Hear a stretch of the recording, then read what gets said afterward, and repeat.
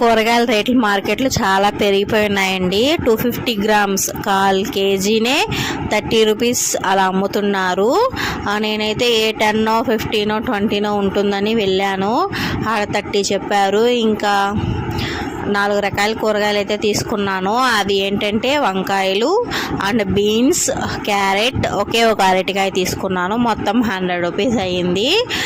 సరే ఇంకా ఎక్కువ తీసుకున్నా కానీ చాలా రోజులు ఉండవు, పోతాయి.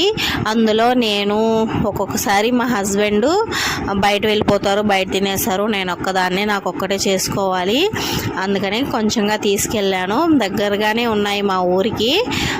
వీలైనప్పుడు వచ్చి తీసుకుందాంలే అని చెప్పి వెళ్ళిపోయాను అనమాట. మొన్నే 6 కేజీలు 100 రూపాయలు టమోటాలు అయితే తీసుకున్నాను. టమోటాలు ఒకప్పుడు అదే మొన్న వర్షాలు పడ్డాయి కదా, ఆ టైంలో 80, 90, 100 రూపీస్ కూడా అమ్మిన రోజులు ఉన్నాయి కేజీ. ఇప్పుడు చాలా తగ్గిపోయాయి అన్నమాట.